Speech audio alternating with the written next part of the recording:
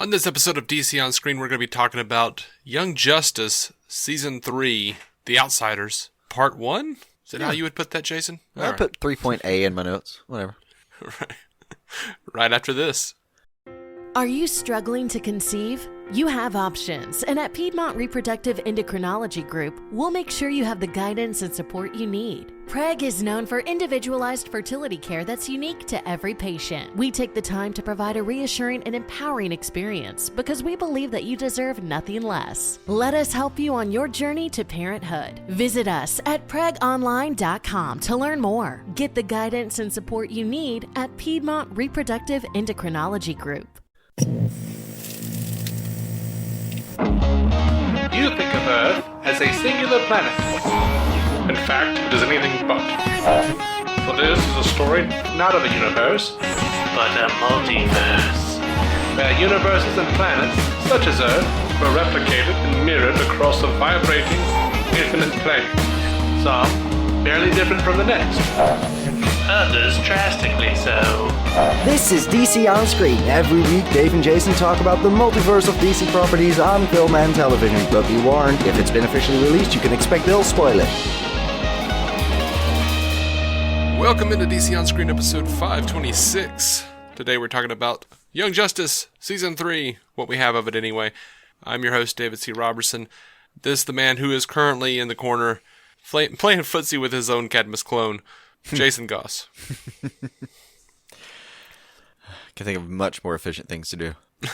I don't want to hear about your sex life. No, just teach it a lot of like house chores. Oh, yeah. Oh yeah. Yeah, for sure. Like, I wish I would. A lot of people say weird stuff about clones. Like, oh man, if I had a clone, wink, wink, wink, nudge, nudge, nudge. Yeah, and I'm not ruling that out, but know. I don't. That wouldn't be my first thought. Yeah, it's just masturbation. It's not cheating or whatever, and that's fine. I mean, I hang around some sick people. I understand that's not most people's first go-to. It wouldn't. It wouldn't be the first thing I thought of. A lot of it would be like, oh god, my life's about to get so much easier. Right. Like, I'm gonna sit out here with my wife and watch Big Brother. Will you go do the show art for the DC On Screen? Oh, okay, yeah, Sure thing. And my second thought would be, eventually it's going to do. This is going to fold in on itself, and either it will come at me violently, trying to take charge of what I would call me Prime's life, and there may be an altercation. You would call it me Prime, wouldn't you? Yeah. Oh yeah. Maybe that would be the case, or secondary case, it might just decide. You know what? I've realized I don't need you, and I'm going to strike it on my own. And I have to be like, then my first thought would be, well, we had a good run. Yeah. It would. Your Godspeed. clone, like, I'll see you around Christmas. I feel like, we have a situation here in Young Justice where we have Jim Harper, we have Will Harper, and Roy Harper. Right. And they're like, maybe we'll go into business with each other. Ha ha ha. Yeah. That sounds like a great idea for the show. I enjoyed the hell out of that episode. Yeah. And I had even forgotten that Jim Harper was a clone. Like, I didn't have time to go back and watch the first two seasons again, but it hasn't been, for anyone who hasn't listened to our review of the first two seasons. We have For me, it hasn't been that long. No, like, I mean it was like a year and a half, 2 years. I watched them around that time to refresh myself too, and it's been long enough that I've forgotten some details. And when the show popped it up, I was like, oh yeah, that happened, but not so long that I don't remember overall the story of where we are right now. Mm-hmm. See, I had forgotten. I remembered in the comics that Jim Harper was the uncle of Roy Harper, but I didn't remember that there was a Cadmus clone, Jim Harper. Yeah, that was the thing. So, little things like that I kind of blanked out on. Right. And, need a little exposition here and there. It's a good thing. Exposition is not the devil some make it out to be. There was a couple times where I had to pause and go over to Young Justice Wiki. Yeah. Oh, he's that guy. Gotcha. Yeah, Snapper Carr. I didn't know who the hell that guy was. I was just like, what? Who is this? What? Who's this? Who's this Ben Affleck looking dude from Argo? Yeah, there are gonna be some gaps. It's been a while, but speaking to that, having what 4 years, I think, between seasons. Not quite. I want to say around 4 years. I should have looked up when season 2 ended, but 4 or 5, I thought. it's been a chunk. And I feel like the show came back and pretty much was the same show. I was proud of that. Yeah, they did a good job of being the same show. By the way, I forgot to finish my thought. One of my favorite episodes is with the clones. But if I had a clone, there's no way. If I had several clones, there's no way I would employ those assholes. Like, that's no way to run a business. I need people who are different from me, because we're all going to be doing the same stupid shit. We're all going to be sitting there like, binge watching a show or looking at the same meme. Right. We're not going to finish. We're not going to get our work done. Anyway, on to the actual show. What are you talking about now? Fair enough. I was glad. All right, I don't know if it would worked out any other way, but I was glad the show kept the main producers came back to help. I think all of the vocal cast for the show came back. I mean, it was ridiculous how many people this many years later were ready, willing, and able to hop back into this and do something that felt like the show I enjoyed. And I got to Young Justice after it had already been canceled, so I knew what I was getting into, and I didn't have to have that sense of like, oh my god, we're being replaced by something that's gonna have younger toy sales because this is skewing towards adult audiences, and we didn't expect that. It was a terrible reason to move on from a show. The toy sales aren't working out. Yeah. How do we sell Artemis? I don't understand that. Blah blah blah blah blah. Give me something more kid friendly. Yeah. I don't like. It did feel like the same show. It felt like a natural progression at least. Yeah. But it didn't quite feel like the same show. And I think I've been thinking really hard about it, because while I did enjoy the show, I didn't enjoy it nearly as much as I enjoyed the second season. And I think, and again, we're only halfway through. I think a large part of that is we barely got any Calder. That's a big breaking point for you? I love Calder. Like, he's one of my favorite characters on the show. I agree. It was one of the more rewarding parts of this season that you see he's not only Aquaman now, he's straight up in charge this round of the Justice League. Yeah, and believe me, it was killing me every episode. I'm like, are we going to find out what happened to Arthur? Are we going to find out what happened to Aquaman? Or why is Calder Aquaman? I don't understand. Yeah. Like Mira and the freaking, I don't understand. What's happening? There's plenty of time for it. But around that time, something I do love about Young Justice is they play with pieces of the universe pieces of DC's 80-year canon that are sometimes just forgotten about. Sometimes you don't care. I mean, I made a huge deal out of how they turned Sportsmaster into someone that was actually a formidable character. Like that was impressive to me. They did. Yeah. And even then in like the first, I think it was the first episode, the Batman Inc. name drop, still absolutely on point. It's totally something I expect from this show, to just throw that in there. You don't necessarily need a follow up for it, but it made sense. They didn't force it. It does. It keeps striking me that this show is able to pull off things that I think other shows couldn't. Yeah, I mean, I love what it does, and as far as it is unafraid to just kill folk off. Yeah. Like long-standing, big wig people. Yeah. It is kind of shocking to me that they were like so willing to put this season out and say, by the way, Aquaman's not a thing. Aqualad is now Aquaman. Right. Whereas Aquaman is so huge right now at the box office. They didn't know it was going to be huge, but I think maybe within the camps they knew, but I think this show in particular knows that it has a very loyal audience, and if it just keeps doing what it's doing and doing that well, it's going to be okay. Yeah. So I mean, that's not a complaint. I'm proud of them, and I'm proud of DC Universe for letting them do whatever the hell they want to. Even if that is a little troubling for me. Was it troubling for you that they kept killing Violet so gruesomely? No, I kind of applauded it. I get it that she's not trained. Yeah, I mean that it was good because there ends up being a reason that she's not emotionally all that involved in that,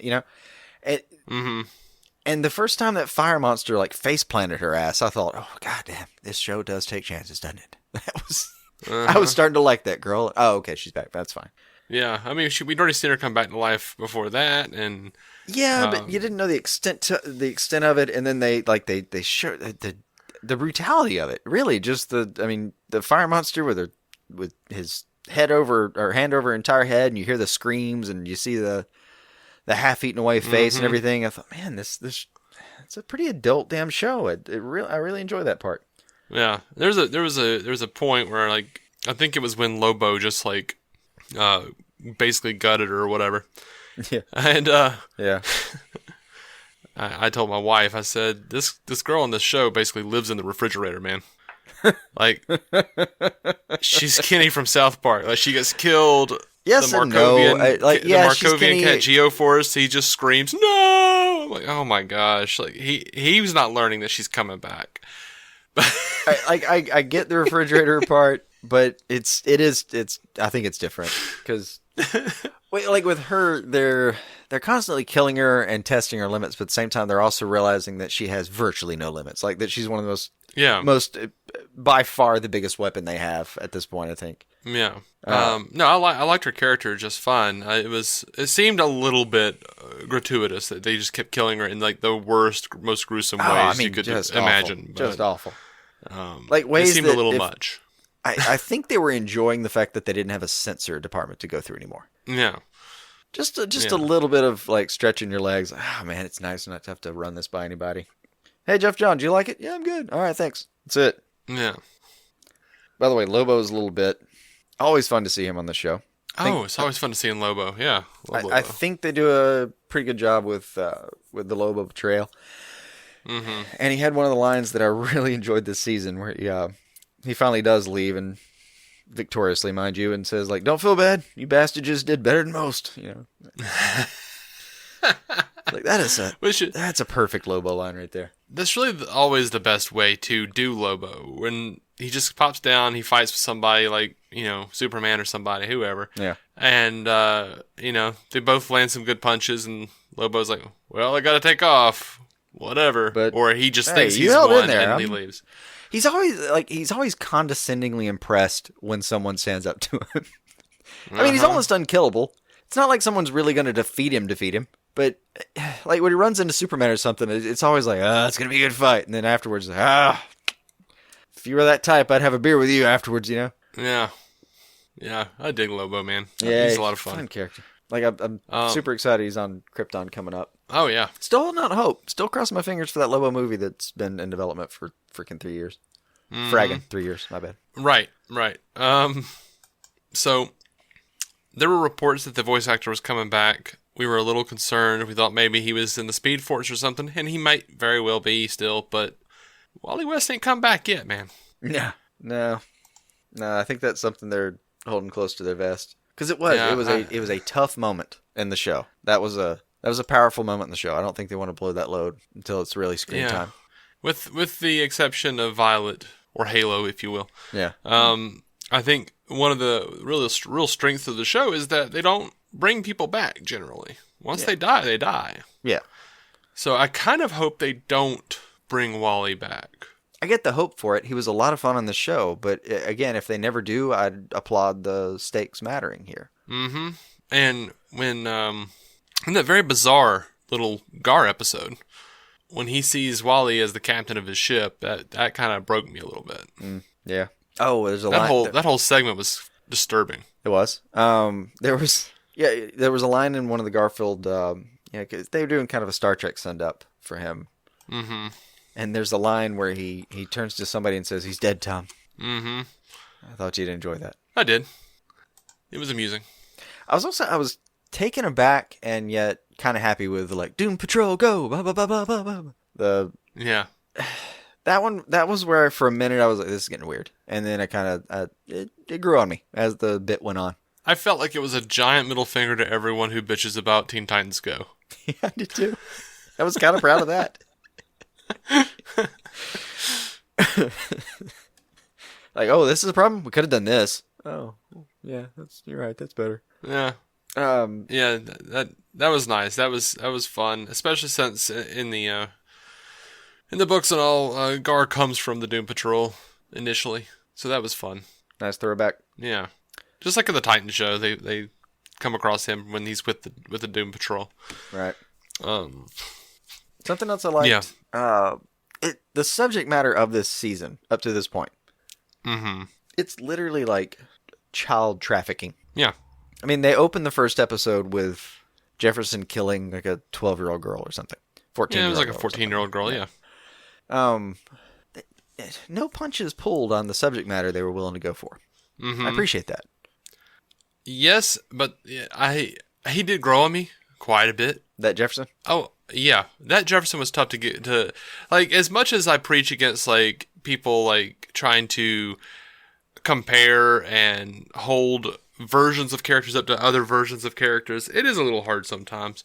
It can be. But he was treated a little differently than the show Black Lightning, which wasn't really a problem for me. I didn't like the first couple episodes. I didn't care for the way they were portraying him, and it was partially because they just kind of kept having him. It was like the flashback sequences, like the sudden like PTSD flashback sequences from Green Lantern in the theatrical cut, where it just keeps cutting back. And he's like, "No, the kids! Oh no!" I'm like, "Yeah, we know. We're streaming this, guys." We're binging this. You're showing 3 episodes at a time. In the first 3 episodes, you have like 3 flashbacks to the first episode. Stop! This all is happening in one night for me. Like every time he goes on a mission, I don't want to see no more dead kids. Well, who does? No, this should have been a mindset before for you some reason, killed that girl. For his character, they just assumed that everyone who was watching that evening was getting just progressively more stoned. Didn't happen for anybody else, I guess, but for him, I didn't mind. I did like him by the end of the show. By the end of the that season, he had grown on me in a way that I was like, okay, well, I can get it. I can get down with this. Okay. I don't think I had anything against him in particular, but I like him as of now, so I'm not turned off by the character at all. Yeah. I don't think anything going on up front that I was worried about. Oh, did you? Oh, I'll tell you what I'm worried about. Go ahead. Go for it. Go. No, go ahead. Did you enjoy the little WB nod about the granny goggles? What was the WB nod? The I forget what it was called. It was like good goggles. I think wasn't that the name of the product? Yeah. Okay. Well, they used the WB's crest shape and put GG in there. And I enjoyed the nod to the company in general, but some part of me was like, how self-deprecating are they really being right now? Like, to what extent are they just apologizing for some of the stuff we've seen that we know could have been better? I did like, it felt like a shot at themselves, and I appreciated that. To, just, that's the bare minimum of this. But I wondered, I really did kind of wonder, who got that joke approved, and for what reason? Yeah, I don't know. But, Teen Titans Go always makes fun of Warner Brothers, so. Yeah.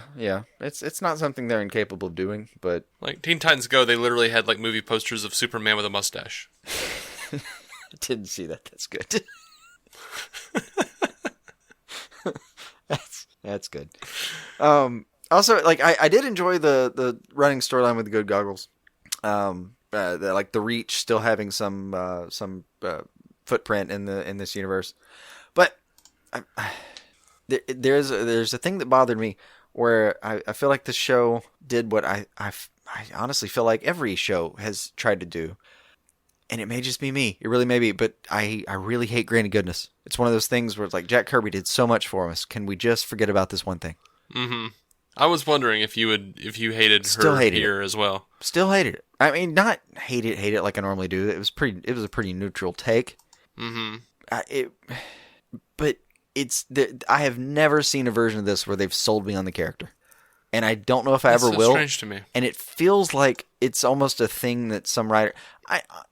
I'm probably projecting here, but I feel like there's a sense in some people's, like in some writers, where they look at that character and think, yeah, that's weird, but I can fix it. And every time I think, like, you're the guy or girl who sees this person you're attracted to with this terrible, terrible flaw that cannot be fixed, and convinces yourself, but I can fix him or her.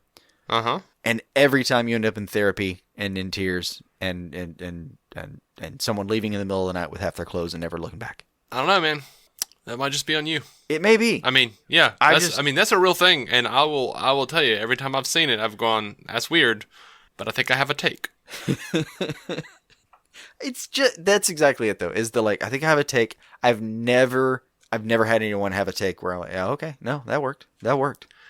Oh, here's a thing I feel like was fine. Uh-huh. And I feel like Wiseman and Vietti looked at it and said, this is weird, but I think I have a take. And the take is okay, but I like the original way better. Uh-huh. Forager bug, mantis, like, they didn't, I mean, yeah, they were evolved from insects in the comics. Right. On New Genesis, but they looked like people.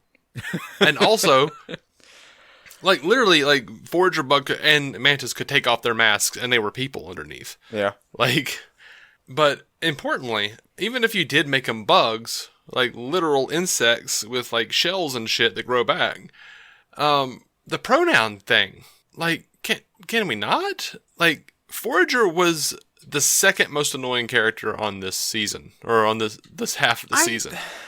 Like, there were a few times, Forager, I will admit, I got choked up. I was choked up. I got a little tear in my eye because Forager does not want to leave Forager's home. I get it. Yeah, I get that. Forager generally amused me. I overall liked the character because it was something lighthearted. I had no predispositions towards. Sound like Dana Carvey doing the judicial system for a second.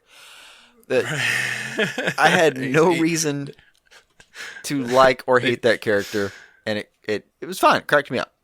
Yeah, I don't have like a huge like emotional bond or anything to the comic book version of Forager Bug. Like, it was just a jarring take for me. I was just like, what? That's new. That's a lot. I don't remember them doing that ever. Like, ever. Yeah. But yeah. Okay. And then, you know, well, the part that really got me was just how creepy Forager was with the Bioship. Oh, Bioship is good, girl. Good girl. Oh, Forager loves Bioship. Oh, creepy dude. Oh. Anyway.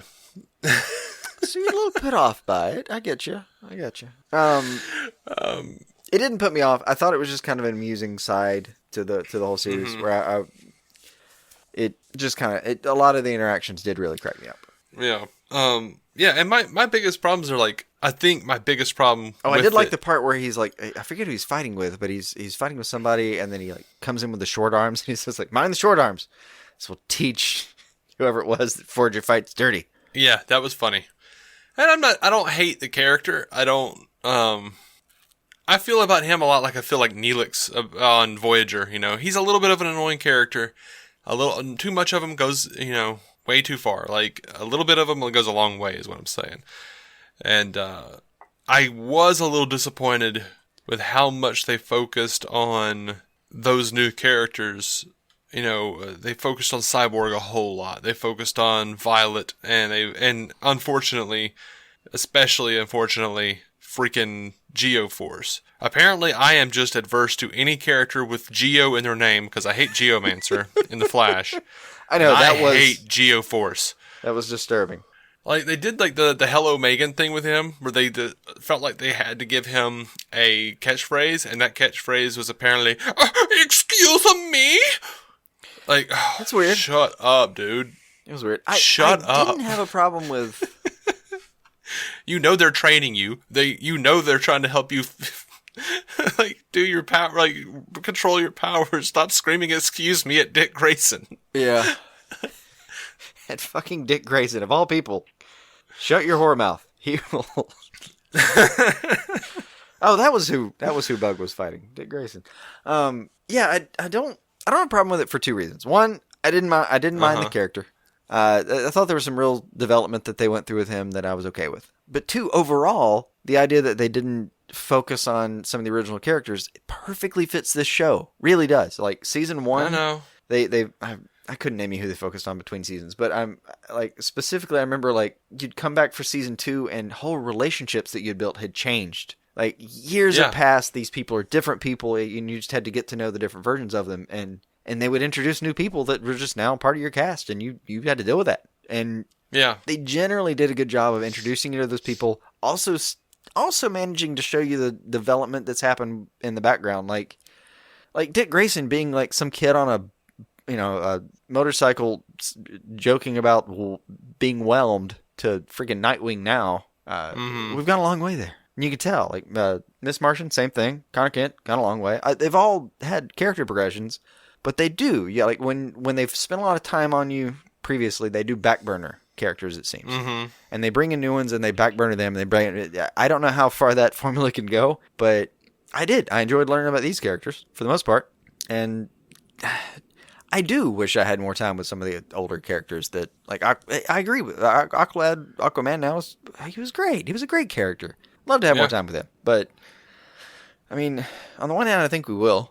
I don't think we're done there. There's a whole second half of the season to deal with. And on the other hand, it's kind of what the show told you it was going to do. What I'm hoping, I know it's what the show told me it was going to do. I did want more time with the characters that, I've spent the most time with. But, it's a flaw with me. This isn't the show's fault. I mean, their personification of Geoforce is the show's fault. Don't get me wrong. I didn't care for him. It was only as the show was, or this part of the show was winding down that I started to like him more, because he finally was like, okay, damn it. I think I started liking him when he's like sitting on the cliff with Dick. I'm like, okay, dude, that's good. Calm down. Gotcha. Stop screaming. And I'm hoping they were just setting them up, but yeah, I also knew where it was going with his sister, because I'm like, oh, you're showing me Deathstroke? Yeah, I know who Terra is. Right, yeah. But, we know Judas Contract is in our future. Or some variation of it, yeah. Yeah. Which is weird to me, because the rumor going around now is that Deathstroke is the person they wanted to introduce at the end of season 1 of Titans. And didn't feel like it was good to introduce him, and still, like, they felt like they could get better mileage out of him and not Inchigan. Help me, I've been having trouble with names today. Raven's dead. Yeah, Trigon. I was having trouble too. I don't know. I don't know why. It's Geoforce. He's he's discombobulated. It's like the fourth name today that I've just completely not been able to remember. I forgot Karen Gillian earlier. I was talking to somebody about something. Oh. You still have, because it's Karen Gillan. Gillan, yeah, Gillan. I still want to go Terry Gilliam. Anyway, it would be weird to me to see what will pretty much be concurrently Deathstroke in some form versus both, like, a couple of versions of Titans essentially. And it may happen, and it's not. That's fine. It's not like Judas Contract is the only story you can do with Deathstroke in the Titans. No, there's no, absolutely not. Oh, he's popped up plenty of times. He's popped up plenty of times. And I hear they're bringing in his daughter, Deathstroke's daughter, into Titans season 2. But we'll talk about that on the news. Yeah, on an upcoming news episode at some point. But yeah, what were we talking about? I don't even. Terra. Terra, and you knew that was coming. Oh yeah, I knew that was coming. I was hoping they were gonna not do it just to screw with me, but they did it. There might still be a separate twist where she's only pretending to be in league with them or something, and she Yeah, they could do a double cross. They've done it on the show before. Yeah, but yeah. You know what's sad? I didn't catch it for a second. I just heard the name Terra. I didn't quite see what her powers were, and I hadn't associated Deathstroke for a second, so it was somewhere in the last episode. I went, oh yeah, okay. I know it's coming. And I was just as mad as I was when I reading the actual books on that. Kind of realized what was coming. Oh, you bitch! They like you. You think they're gonna do the Deathstroke and Terra getting it on thing in this show? Maybe they might, as balls out as they're getting with this show. They might. I don't want to put it past them. They might. Yeah, but she was like, brother, you have no idea the things I've done. I'm like, I have an idea. I have something I'd add to the checklist. We'll see. Is the name Slade on that list? Yeah. Ugh. And It's creepy, man. with this show, we may still get more. We will. We probably will get more characters introduced. Like I forget the name of the mute guy who helps them out in that. I'd have to look that up. But yeah, you may see him. It may go full throttle. Yeah. Yeah, they might. I've enjoyed the show. I enjoyed it. I know I'm complaining a lot. I've only I'm really sorry. complained about Granny Goodness and being used in general, and it's still not a knock on this show. I just think there's like a cap on that character that's lower than I think some people realize. Yeah. For me. I don't know. I like it. You know what? I would, if I had a time machine, I don't even know if she's still alive or what. I would love Dr. Ruth as Granny Goodness in something. No, no. I would like if I was near that and had the ability to, I would tank the production of that immediately. Just nope, down the hole. So you want something to fail just because you don't like it, even though other people might like it? God, you sound like fan Twitter. Right. Oh, by the way, something I almost forgot about this. What's up? A lot of Court of Owls nods in those masks all season. Yeah, that felt Court of Owlsy, but I don't think that's what they were doing. I'm not sure yet. I suspect they were just like, it was a room full of like evil rich people. I'm pretty sure they just had masks so no one could take pictures of them. I mean, they might, but you choose that mask shape in particular. Could have picked anything. Yeah, it came to mind, but I could kind of just talked be myself a out cute of it. nod, and they may be building it in. I'm not sure. Yeah, I talked myself out of it as an actual story thread, but am I the only one that's really worried about Wolf? Yeah, I'm pretty worried about Wolf. Like, don't. There has to be a payoff for why yeah. Wolf has just been sleeping for an entire half season. Yeah, that's terrifying. I don't want Wolf to go. There's got to be something going on. there. I'm like, he's like an alien dog. Can't he just like live forever like Superman or something? I don't know. I don't know how that works. But I did really enjoy the the end credits gags where it would just show like the car still being on. It'd just be a still image of the car and then the sound of a car engine or something like that. Yeah. My favorite of the gags was the Lobo episode we saw his thumb laying there. Yeah. Or his pinky or whatever it was. And then like a few episodes later we see it sitting there again and it's just rotting ever so slightly. Yeah. The end credits gags were great. I really enjoyed that. Except the fact that you're right, I was very worried about Wolf by the end of it. Because they even made it a point in the show several times to say, like, does that dog do anything but sleep? Nah. Yeah. Like, that's not okay. Find a vet. I don't know if there's some kind of, like, xeno veterinarian, Right. but take him to it. I feel like Star Lab should open up their own like separate vet Yeah. offices, but yeah, I feel like they probably would have already done it, and they'd be like, "Nope, he's just old. He's just getting. He is getting old He is. in the show's timeline." He is. He is. But my thinking is always like large dogs live longer than small dogs. It's not always true, but it's a decent general rule. So my thinking is like that guy's huge. He'll long live, way outlive the series. He'll be fine. I don't know. You're right. I agree. It worried me. I want to see where that goes. When he like sprung into action that last episode, and then very quickly got put down, and that little yelp, I felt real bad. Oh yeah. No. Oh yeah. Yeah. Don't yelp, Wolf. No. I know. I understand. That bothered me way more than anything else that happened in the show. You were far more invested. I'm like, whatever, teen trafficking, little girl getting killed over and over again, whatever. But don't you hurt Wolf. Right. Yeah, that's usually my instinct too. Like there's an episode of BTAS, or was it later in the series, where like, I think it was later in the series, like way later maybe, where there's a break-in and for a second you hear Ace whimper. Mm-hmm.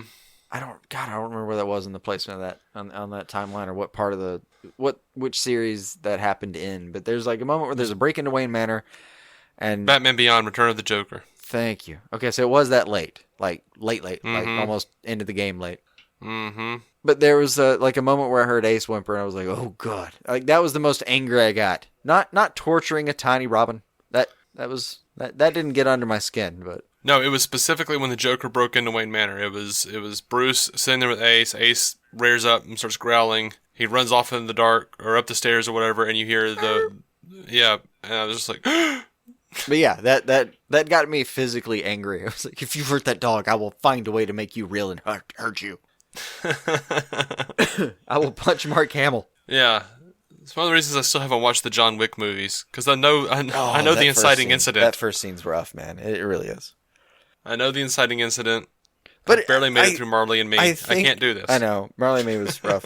I think the reason the John Wick movies did so well was simply because it's so relatable. Like, there's no way you see what happened in that movie and you don't think, yeah, I'd kill everyone. I'd kill everyone even attached to this act. Everyone tangentially part of what happened here is dying. It was the John Wick situation was smart because I feel like they said, okay, we have a really badass idea for a movie, where lots of guns and things are happening, and We have a this good idea age, of how to shoot a lot of good, fun gun action. How do we justify Right. that? Oh, kill a puppy. Oh, good job. yeah, good exactly. Job, good job. How do in this day of sensitive Twitter users who are going to attack our movie and get bad press on us if we have too much gunplay, how do we fix this? We kill a puppy, You kill a and they puppy. will completely understand. And they did. Like, I don't think one person And the said, entirety you know of Twitter what? went, yep. Those men killed a puppy.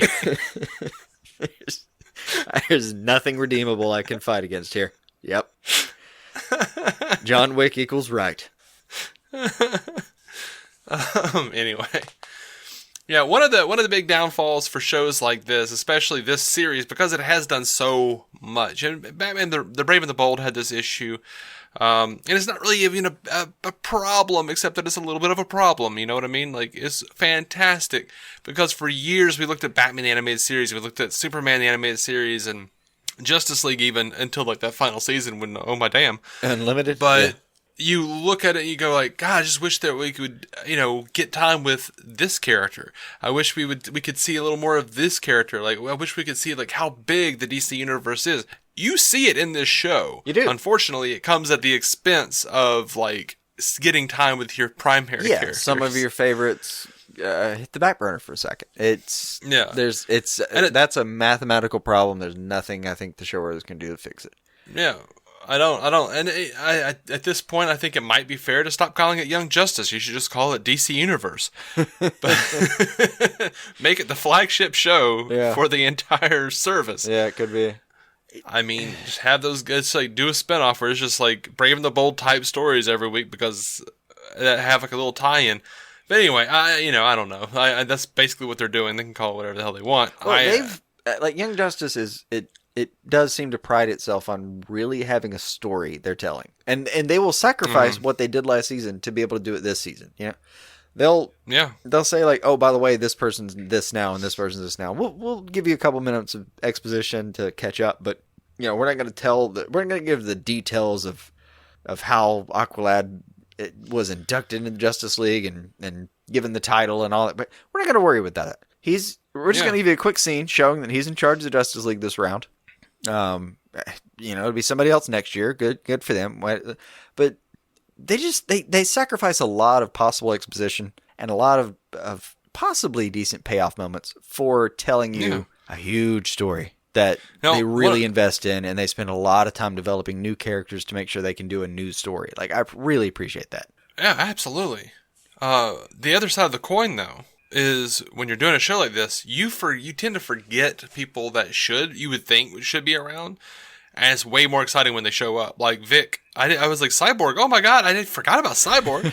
And then just a few minutes ago, I was sitting here going like, well, I was thinking, as you were talking, I was like, oh yeah, I should mention that I was really glad that Dick and Barbara were together. Oh my God, they haven't done Corey yet. They haven't done Starfire. Where's Starfire? Right. It does, because it's so expansive, and it never seems to stop, like, accumulating new parts and throwing away the old in some way. Like, yeah, you can for sure sit there and watch it thinking, oh, damn, next season might have Starfire. That's going to be great. Yeah. That's going to be good. Oh, yeah. And you know what? I wouldn't mind if they actually just did a Batman and the Outsiders spinoff, because that episode was great. Yeah. Oh, the big fight? Oh, God. Yeah. Fantastic. Metamorphose, like, by the way, I'm in constant pain. So, yeah. So, I don't care about all that. Whatever. I'm going to see if this is yours too. My favorite episode of this half season, the Vandal Savage episode. God, I have to ask you to remind me what happened, so I guess it's not my favorite. Oh my gosh. Okay, so we get Vandal's Oh, daughter, The flashbacks. who is retelling his story, and because she keeps like she's reading his journal, Yeah. and we're seeing like these flashbacks about how he was a caveman, then he was a hero, and then he was whatever demigod, whatever all these different things. He was Genghis Khan at some point, Right.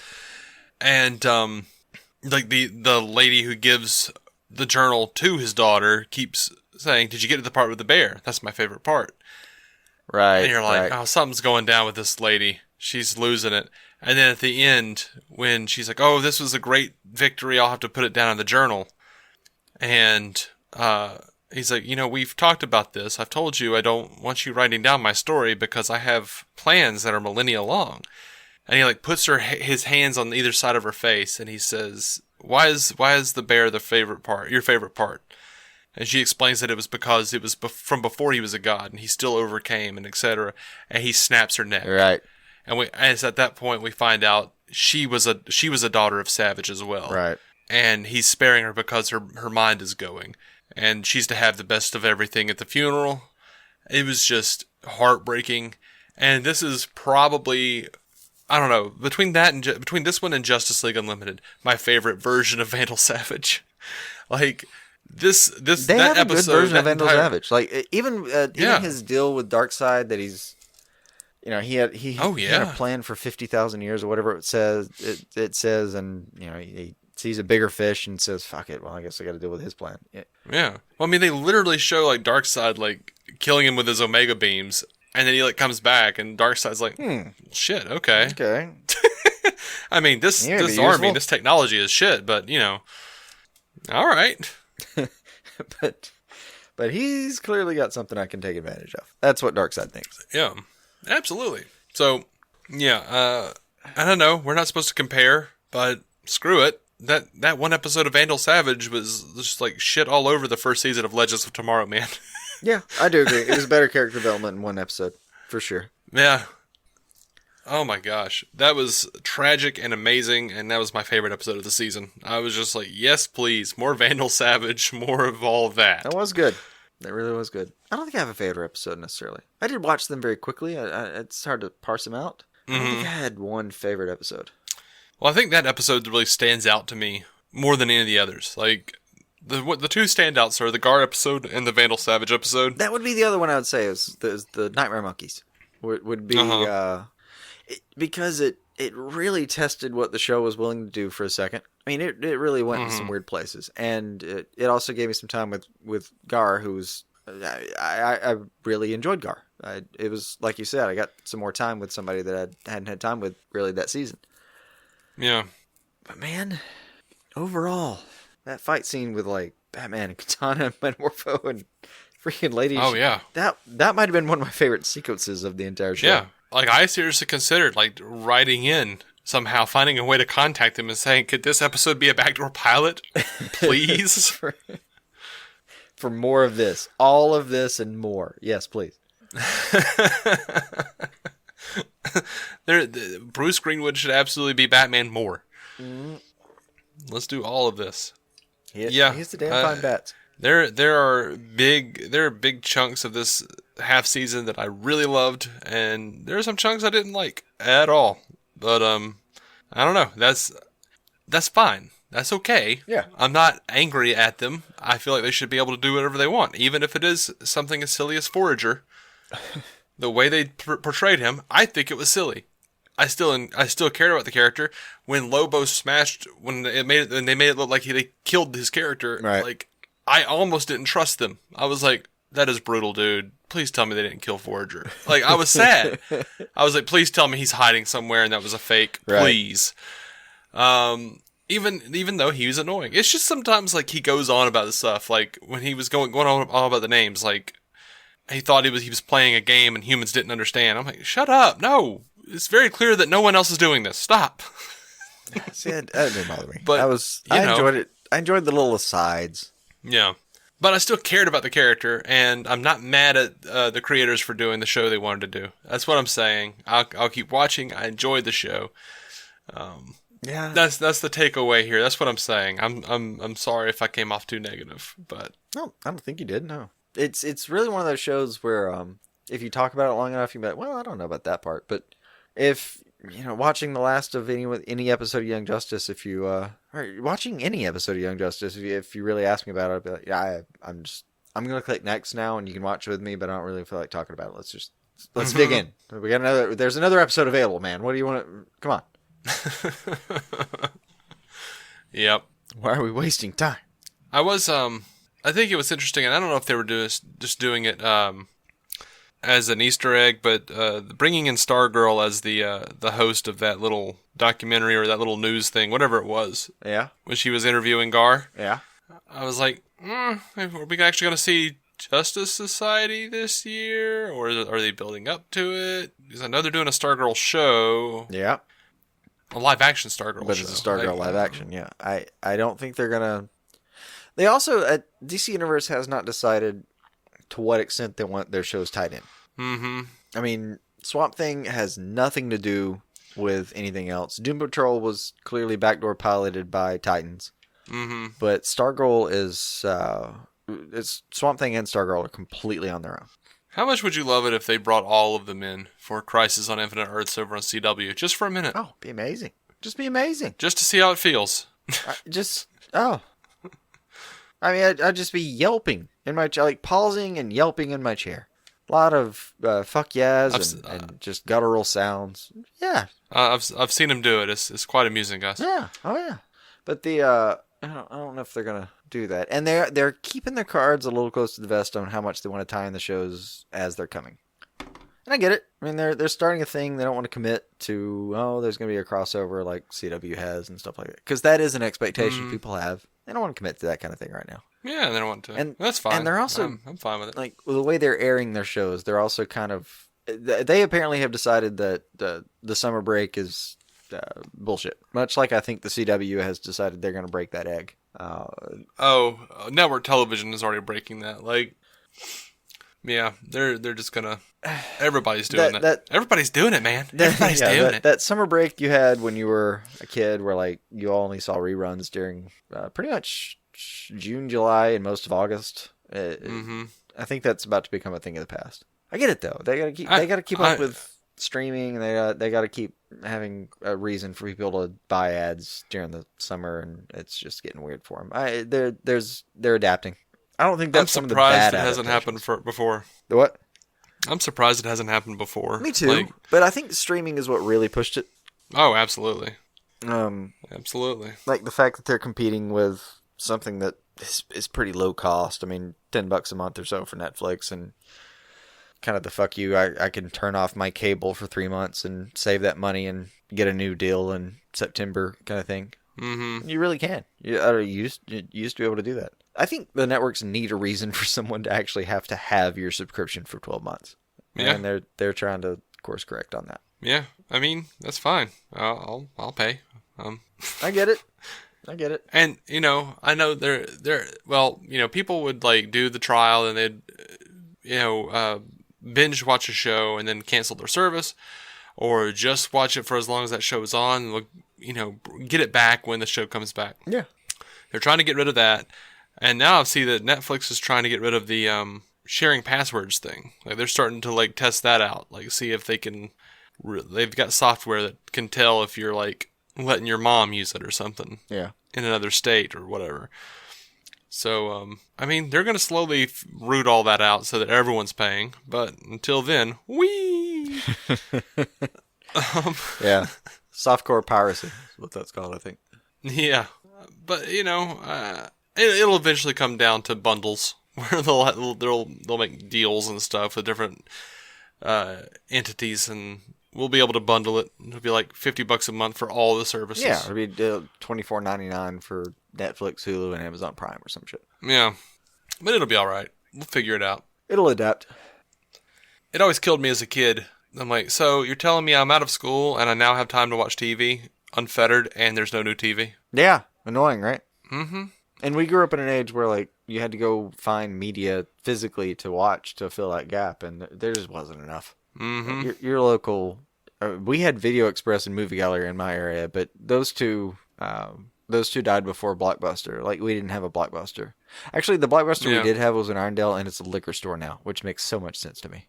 That makes sense. But yeah, you had to go find physical media. You had to go out every night and ask, what am I getting? And that was an hour's worth of like going there and walking between aisles and picking it out and taking it back. And then you had maybe 2.5 hours max of material that you were watching, and then, well, that's done now, and I guess I have to find something to do and go to bed. You could just like come home, turn on the show you were watching that immediately knows exactly where you left off, like a damn genie, like your own personal television magician. Mm-hmm. And just watch until your heart's content. Watch until you look at the clock and think, I'm being an irresponsible human adult. Yeah. Turn it off. And be sad about the fact that you have to turn it off. And try to go to bed now, even though you were just watching something really exciting and there's no way your brain can do that. And then you lay there for 40 minutes and hope for the best. Yeah. Now you have to get an app like Headspace that gives you a little freaking meditation to go to sleep. And that's $12.99 a month. And there's all the other adaptations. Yeah. Different times. You know, when I was a kid, when I was about 10 years old, I remember the video stores started all doing these deals where it was like, you know, you can check out 6 movies at a time for, you know, a very lessened cost, you know. Yeah. And you have it for a week. And They would fine your ass to hell if you didn't have backup time. oh yeah, absolutely. But I remember telling my mom, as we were picking out our numerous movies, I told my mom, I said, this is great, but cable is killing the video stores. And she said, what do you mean? What does cable have to do with it? I'm like, people are watching movies on cable instead of going to the video store. Yeah. Video stores are going to go away. Yeah. This is ridiculous. Like, the fact that they're doing this 6 movies at a time, this is bad. You're telling your mom, This like, is a big... you don't understand. You don't understand. Bishop to D4. This is only a matter of time. And her response was, well, you better hope that before you move out because I'm not buying cable. I'm like, oh, that's fair. Yeah.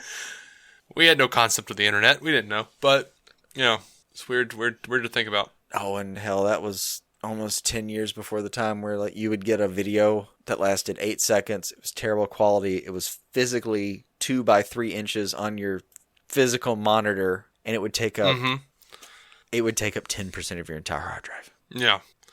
I always joke about how I remember with my dad actually buying a hard drive that was 1 gigabyte. It was 1024 megabytes. And I remember actually, like, we were talking to each other, like, how are we ever going to fill this up? Like, what could we possibly put on it? Yeah, it's wild. Different times. Oh, I remember doing that several times where it was just like, oh, man. At some point I still remember getting a 512 megabyte hard drive. Uh-huh. I mean, I still remember 144 and 256, but still, the 512 was the one that really blew my mind. I was like, God, what am I ever going to do to put anything on this? I'd have to write the great American novel. I'd have to write Ulysses with like a foreword from War and Peace to make this thing. And I have like 2 multi-terabyte hard drives, and I'm still going, what am I ever going to do to fill all this up? Yeah, I've got about the same thing. 1.5 terabytes right now, and it's still telling me, hey, you need to read some stuff. Yeah. Anyway, we've trailed off quite significantly.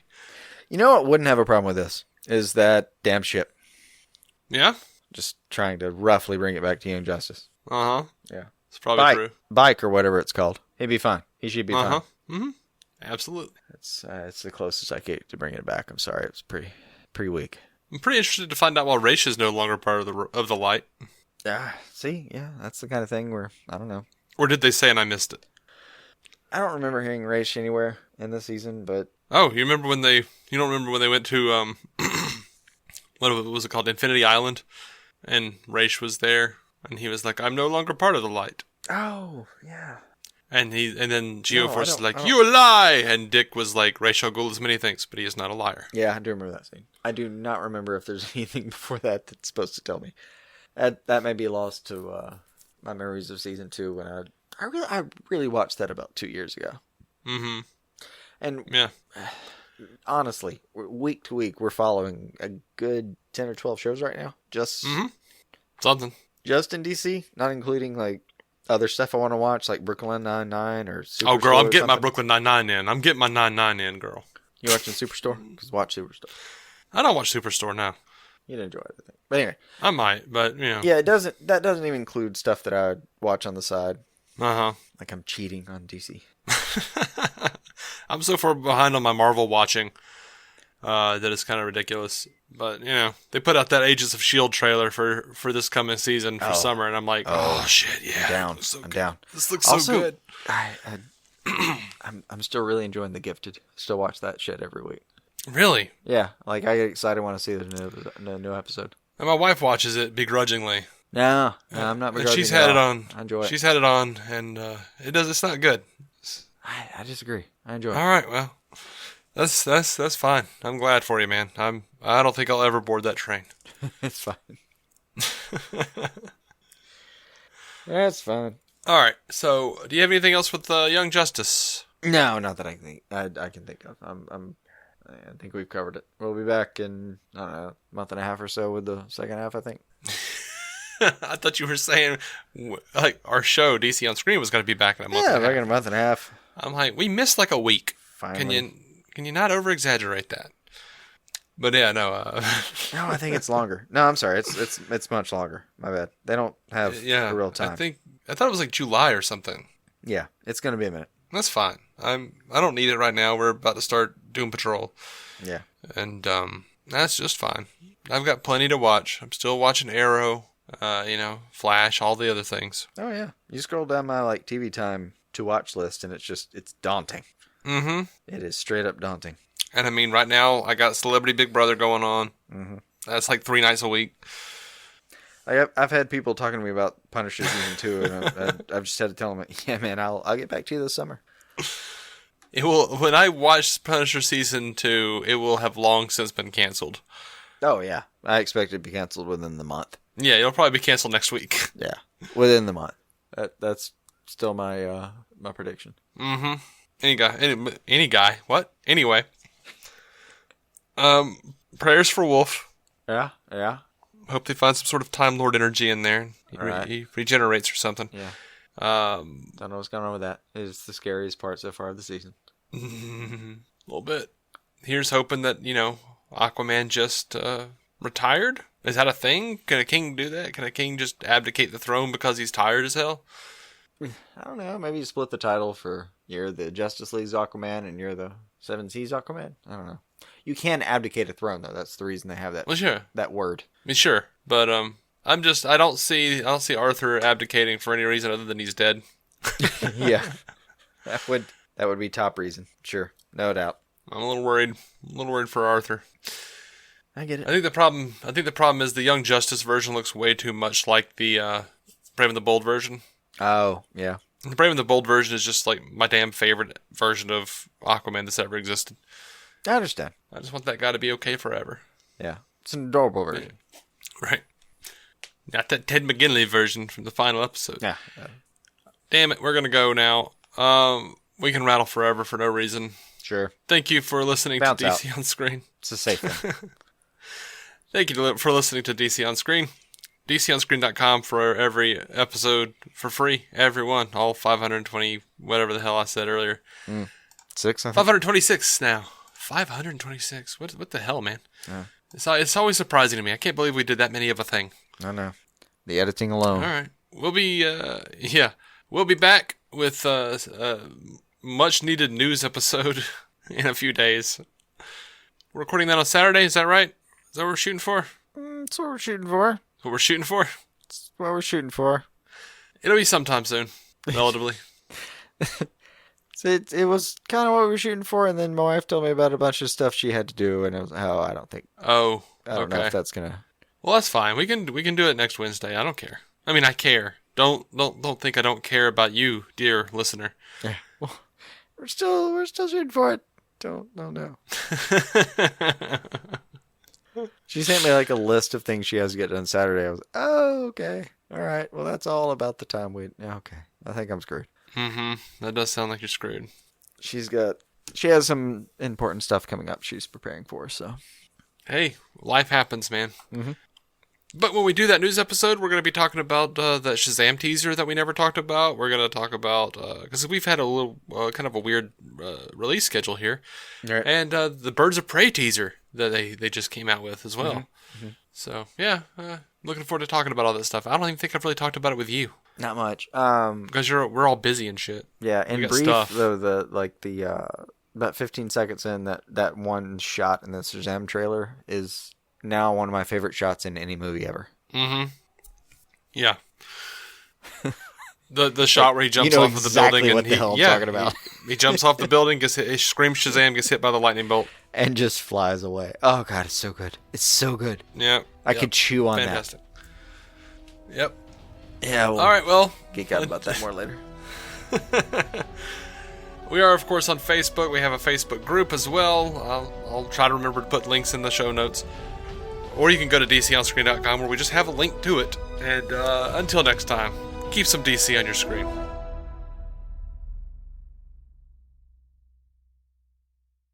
Our opening narration was from Dan Jurgens' The History of the DC Universe, Part 3 of 10, as featured in DC 52, Week 4.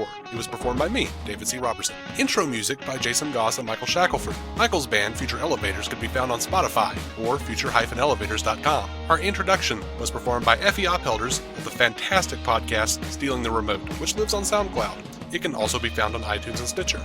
We are proudly in partnership with TV Time, the TV show calendar and social media site that lets you keep track of what you're watching, what your friends are watching, and where you all left off. DC On Screen is a Maladjusted production. Visit maladjusted.tv for more from me and Jason, including sketch comedy, an improvised web series, vlogs, parodies, and more.